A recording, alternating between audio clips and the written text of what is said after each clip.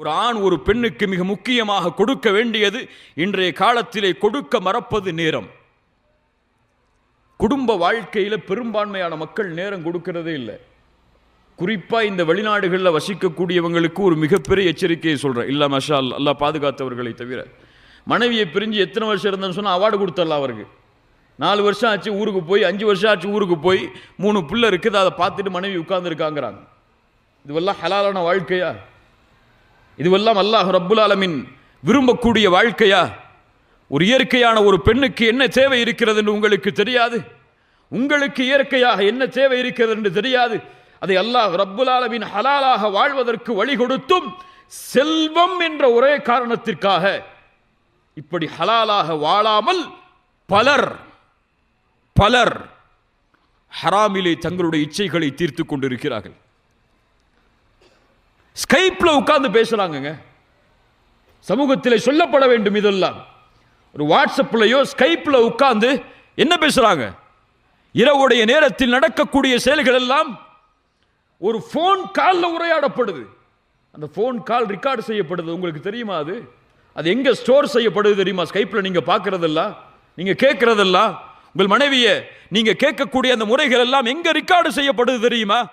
அதை யாரு வேணாலும் பார்க்கலாம், யாரு வேணாலும் கேட்கலாம். இந்த உலகத்தில் சர்வசாதாரணம். ஒரு ஆண் தவறான பழக்கத்திலே சர்வசாதாரணமாக, குறிப்பா சொல்லணும், மாஸ்டர்பேஷன் பழக்கத்துக்கு பலர் அடிமைங்க. இன்னைக்கு வெளிநாடுகளில் வசிக்கக்கூடிய பல வாலிபர்கள் திருமணம் முடிச்சு மனைவியோடு சேர்ந்து வாழ்ந்து ஹலாலான முறையில் இச்சையை கழிக்க முடியாம இப்படி அல்லாஹ்வால் ஹராமாக்கப்பட்ட செயல்கள் எல்லாம் அவர்களுக்கு சர்வசாதாரணமாக மாறிடுச்சு. அல்லாஹ் பாதுகாக்கணும், அல்லாஹ் பாதுகாக்கணும். நேரம் மிக முக்கியமானது குடும்ப வாழ்வில். நேரம் கொடுக்கலையேன்னு மனைவி சொன்னா இவர் வாட்ஸ்அப் கணக்கு பார்த்துட்டு இருப்பாரு. காலையில் 8 மணிக்கு ஆஃபீஸ் போனேன், 6 மணிக்கு தான் நான் திரும்பி வந்தேன். அதுக்கு பிறகு 7, 8, 9, 10 தூங்குற வரைக்கும் உன்னோட தானே இருந்தேன். 10 மணி நேரம் உனக்கு, 12 மணி நேரம் ஆஃபீஸ்க்கு, மீது உள்ளதான தூக்கம். ஏன் நேரம் கொடுக்கலன்னு சொல்ற? ஒரு பெண் இந்த நேரத்தை விரும்பல. நீங்க ஒரு 10 மணி நேரம் அவங்களோட இருக்கணும், 12 மணி நேரம் அவங்களோட இருக்கணும், அவங்களோட உட்கார்ந்து இருக்குங்கிற நேரத்தை விரும்பல. எந்த நேரத்தை விரும்புறாங்க? வீட்டில் உட்கார்ந்து இருந்தாலும் வாட்ஸ்அப்ல உட்கார்ந்து இருக்கீங்களே, வீட்டில் இருந்தாலும் போன் பேசிக்கிட்டே இருக்கிறீங்களே, இந்த நேரம் அவங்களுக்கு வேணும். அந்த பெண்ணுக்கு தேவை அந்த பெண்ணின் மீது கவனம், அவ்வளவுதான். நான் உன்னை பார்த்துட்டு இருக்கேன், நான் உன்னை பார்க்கிறேன், நான் உன்னை கவனிக்கிறேன், நீ தான் எனக்கு முக்கியம், மற்றதெல்லாம் முக்கியம் இல்லைன்னு தெரியணும். அந்த பெண்ணுக்கு என்னை விட இவருக்கு போன் தாங்க முக்கியம்னு தெரிஞ்சா என்ன நடக்கும்? குடும்பத்தில் மகிழ்ச்சி இருக்குவா? அந்த பெண் சந்தோஷத்தை கொடுப்பாளா? இப்போ நேரம் குடும்ப வாழ்வில் மிக முக்கியமானது. இது இருந்தால்தான் மகிழ்ச்சி அந்த குடும்பத்தில் அமையும். குடும்பத்தோடு உட்கார்ந்து இஃப்தார் செய்யுங்க, குடும்பத்தோடு உட்கார்ந்து சஹர் செய்யுங்க, குடும்பத்தோடு ஒரு நாள் வெளியே போய் ஒரு ஹோட்டலில் போய் சாப்பிடுங்க, பிள்ளைகளுக்கு நேரம் கொடுங்க. நீங்க எப்படி உங்க மனைவிக்கு முக்கியத்துவம் கொடுக்கிறீங்களோ அப்படித்தான் அவங்க, உங்களுடைய பிள்ளைகள் அவங்களுடைய மனைவிமார்களுக்கு முக்கியத்துவம் கொடுப்பாங்க. உங்களை ரோல் மாடலாக எடுத்திருப்பாங்க. என்னுடைய வாப்பாக்கு என்னுடைய அம்மா தான் முதல் தரம், அது போல என்னுடைய மனைவிக்கு நான் தான் முதல் தரம்னு நினைப்பாங்க. நீங்க உங்களுடைய மனைவியை ஏதோ தேவைக்காக மட்டும் டீ எடுத்துட்டு வா, அல்லது காஃபி எடுத்துட்டு வா, அல்லது துணியை துவைச்சு போடு, அல்லது வீட்டுக்கு இந்த சமையலை செய்யன்னு சொல்லி ஒரு வேலைக்காரியாக மட்டும் பயன்படுத்தினால் உங்கள் பிள்ளை எப்படி பயன்படுத்துவாள் அவங்களுடைய மனைவியை? நீங்க தான் உங்களுடைய பிள்ளைகளுக்கு ஆசிரியர், வேற யாரும் கிடையாது. வேற யார்கிட்ட போய் படிக்க போறாங்க அவங்க இந்த விஷயத்தை எல்லாம்? ரசூலுல்லாஹி ஸல்லல்லாஹு அலைஹி வஸல்லமுடைய வாழ்க்கையை பார்ப்போம் பின்னால். 3வது, குடும்ப வாழ்வு மகிழ்ச்சியாக இருக்கணும்னு சொன்னா நம்பிக்கை இருக்கணும் கணவன் மனைவி மேல. ஒரு மனைவி கணவனை முழுமையாக நம்பியே ஆக வேண்டும். ஒரு பெண்ணை கணவன் முழுமையாக நம்பியே ஆக வேண்டும் அவர்களுடைய மனைவியை. இந்த நம்பிக்கையில கொஞ்சம் குறைஞ்சாலும் முடிஞ்சு போச்சு.